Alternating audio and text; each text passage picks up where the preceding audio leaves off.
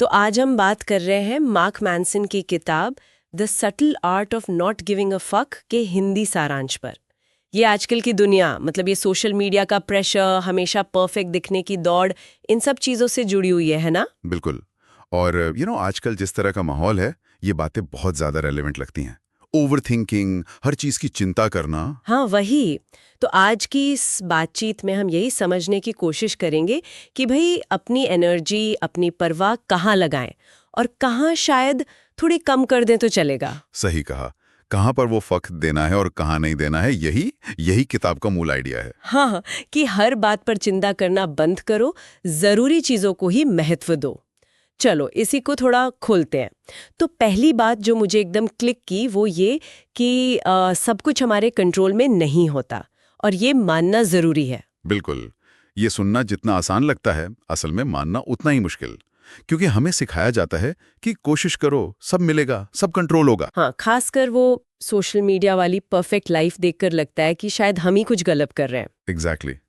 लेकिन देखिए, दुख, फेलियर, मुश्किलें, ये तो जिंदगी का हिस्सा हैं।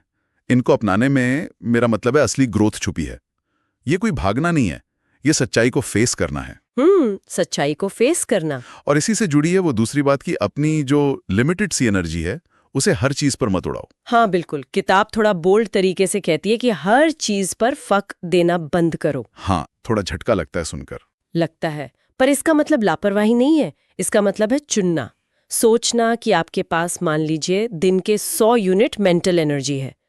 क्या आप उसे हर छोटी बेकार की चिंता पर खर्च करेंगे या उन 2-4 चीजों पर फोकस करेंगे जो आपके लिए सच में मायने रखती हैं? जैसे कि रिश्ते या अपना कोई पर्सनल गोल। हाँ, कुछ भी जो आपके वैल्यू सिस्टम से मैच करता हो। अपनी प्रायोरिटीज तय करना बेसिकली। अच्छा, फिर एक और आइडिया था जो थोड़ा हटके है कि ये मानना कि हम खास नहीं हैं, इसमें एक तरह की राहत है। ये कैसे? ये थोड़ा काउंटर इंट्यूटिव है ना? क्योंकि हमें तो हमेशा स्पेशल फील करने को कहा जाता है। हाँ, वही तो। पर सोचिए, स्पेशल होने का प्रेशर कितना होता है। हमेशा कुछ एक्स्ट्रॉर्डिनरी करने का दबाव, दूसरों से बेहतर दिखने की होड़।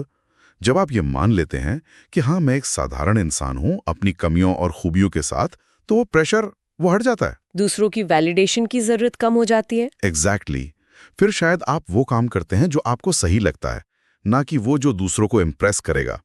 इसमें एक सुकून है, एक नॉर्मल होने की आजादी। ये बात तो है। बाहरी उम्मीदों से थोड़ी आजादी। और यहीं पे शायद वैल्यूज का रोल आता है। किताब कहती है कि गलत वैल्यूज चुन ली तो दुख पक्का है। बिल्कुल। जैसे अगर आपकी वैल्यू है लोग क्या सोचेंगे, तो गए काम से। हाँ, क्योंकि आप हमेशा दूसरों के हिसाब से नाचते रहेंगे और लोगों की सोच तो बदलती रहती है, उनका मूड बदलता रहता है। किताब कहती है ऐसी वैल्यूज चुनो जो कंस्ट्रक्टिव हो, जो आपके कंट्रोल में हो, जैसे ईमानदारी, जिम्मेदारी लेना, खुद को इम्प्रूव करना। अच्छा, मतलब ऐसी चीजें जो हमें अंदर से स्ट्रांग बनाए, ना कि बाहर से कैसा दिख रहा है उस पे बेस्ड हो। सही पकड़ा। ये आपको ड्राइविंग सीट पर रखती हैं, ना कि पैसेंजर सीट पर, जहां हालात आपको इधर उधर धकेल रहे हैं। और फिर वो आखिरी पॉइंट जो शायद सबसे गहरा है कि खुशी पाने के लिए खुशी का पीछा करना बंद करो। ये तो बड़ा पैराडॉक्सिकल लगता है। तो हम सब खुशी चाहते हैं और सोचते हैं कि उसी के पीछे भागने से मिलेगी। हाँ, लगता तो यही है। पर किताब का तर्क है कि ये जो लगातार खुशी को चेस करना है ना, यही अपने आप में एक स्ट्रेस बन जाता है, एक और चीज जिसके लिए हमें परेशान होना है। सच्ची संतुष्टि, वो गहरी वाली शांति, अक्सर तब मिलती है जब हम मुश्किलों को हल करते हैं, चुनौतियों का सामना करते हैं, या बस जिंदगी जैसी है उसे स्वीकार कर लेते हैं। मतलब वो परफेक्ट जिंदगी का जो एक सपना या धोखा है उससे बाहर निकलना। बिल्कुल।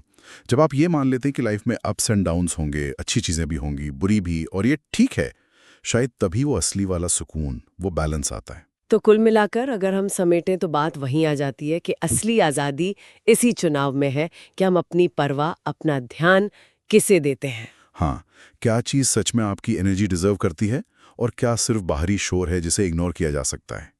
ये तय करना ही सबटल आर्ट है।